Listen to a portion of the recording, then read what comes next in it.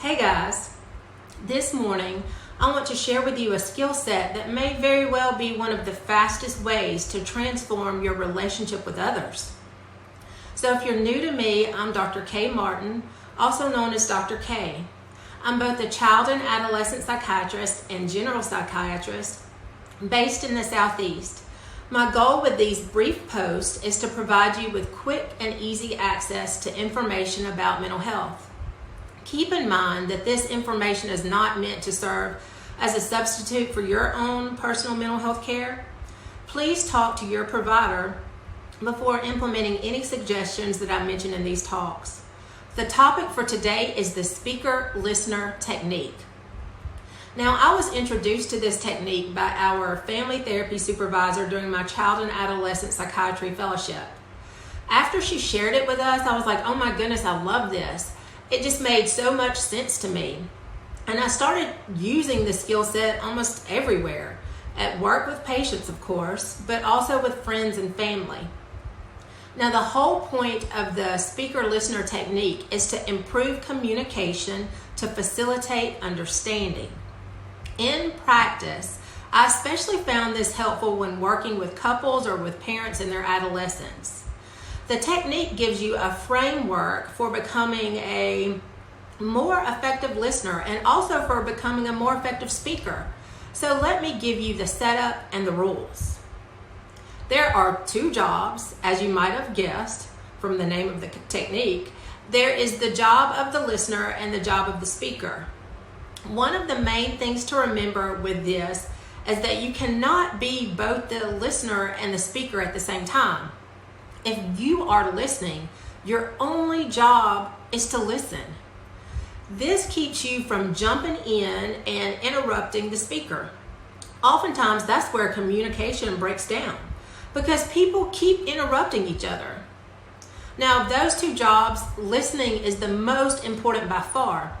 In fact, the job of listening is so important that our family therapy supervisor repeated over and over again, listening is the fix. Listening is the fix. If you want to improve a relationship, one of the best ways to do so is to listen to the other person in the relationship. And I mean, really listen. Now, there are some steps you have to remember and put into practice if you're going to be an effective listener. And here are the steps. Number one, imagine what it's like to be in the other person's shoes. You'll want to do this so that you can be as empathetic and compassionate as possible while you're listening. Step number two, listen without thinking about what you want to say. A lot of times when another person is talking to us, we're in our own heads trying to come up with our comeback. This can especially be the case when the other person is saying something that we disagree with. But if you're in your own head thinking about what you want to say, then really you're not listening. Step number three, when the other person finishes talking, you'll need to summarize and repeat out loud in a few words or phrases what you heard the other person say. If you don't remember it all, just summarize what you do remember. The other person may correct you or clarify if needed. And you'll say something like this. So what I think I heard you say was, then you'll put into words the gist of what you heard the other person say. Now, this step is the one that is usually missing in everyday conversation. And if you ask me, this is the most critical step. It's called reflection, where you repeat back what you heard the other person say. And it truly shows that you were listening. Even with just this step, you'll probably notice the other person relaxing a bit because it shows that you were really tuned in. And I've noticed people across the board appreciate this. And another thing you'll probably notice if you engage in reflective listening, you'll notice that the other person will open up and want to talk more. So let them talk more. And then you'll repeat back the gist of what you heard them say again. And then they may want to talk some more.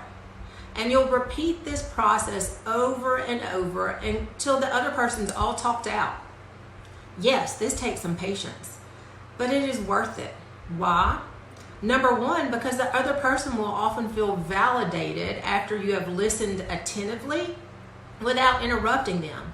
And you've listened so attentively that you could summarize what you heard them say. Number 2, you'll likely notice that the other person relaxes significantly. I found this one of the most useful tools for keeping a situation from spiraling into crazy.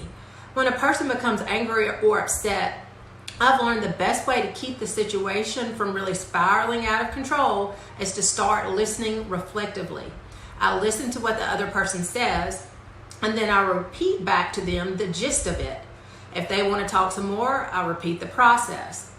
What I've noticed is that level of anger in the other person steadily decreases the more I listen. So to summarize, the jobs of the listener are threefold. The listener must imagine what it's like to be in the other person's shoes. Listen without thinking about what they want to say, and finally repeat back what they heard the other person say.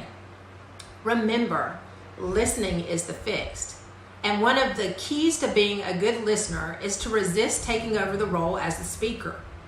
Listen until the other person is finished talking, and then at that point, you can switch into the speaker role. When you are in the role of the speaker, you must remember a couple of key points. The most important, never attack the listener. Avoid name calling and accusations. Avoid extreme words like always and never. Try to avoid starting your sentences with the word you because it sounds like you're attacking the listener.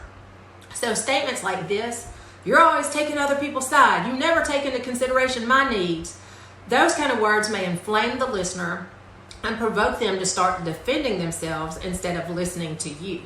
Instead, you'll want to speak as honestly and as openly as possible, but avoid the inflammatory words I just mentioned. You'll want to talk about how the other person's behavior affects your own feelings and your own behavior. For example, if the other person has offended you by yelling, cursing, and speaking in an abrasive and condescending tone, you may say something like this. When you yell, cuss, and talk to me like I'm some child, it makes me feel so angry and upset that I want to shut down. And I don't want to be around you. And honestly, I start to hate you. Now, at this point, you want to state how you wish the other person to act instead. This is critical. It is so important for you to assert what you need from the other person to maintain the relationship. The other person may not have any idea how to make things better unless you tell them. So in the example we discussed before, you might say this.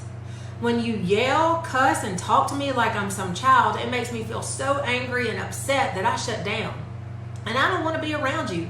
And honestly, I start to hate you. I just wish that you would take some time and calm down before you talk to me. Don't curse at me. Don't yell at me. That's not okay with me. Calm down without shouting. Calm down and talk to me without shouting. You'll likely find yourself feeling relieved that you've asserted how you want that person's behavior to change to maintain the relationship with you. So to summarize the job of the speaker, as the speaker, you must speak openly and honestly without attacking the listener. Talk about how the other person's behavior affects your own feelings and behavior. And most importantly, clearly communicate how you need the other person's behavior to change in order to maintain the relationship. All right, I hope you found this technique helpful. Keep in mind that in order for it to be most effective, you'll want to eliminate distractions. Turn off devices and give the other person your full attention. If you're hoping to use this technique to resolve conflict within your family or an organization, it's important that everyone is on board. So whoever's included in the discussion needs to be aware of the jobs of both the speaker and the listener. Also, it's best to set aside a mutually agreed upon time to have a conversation using this technique so that everyone is in the best frame of mind possible. This technique takes some practice, so grant yourself some grace as you get started. Folks, let's make it our business to understand mental illness and those who struggle against mental illness. I'm Dr. K, and this has been Mental Health Plain Speak. And remember, be kind, for everyone you meet is fighting a hard battle.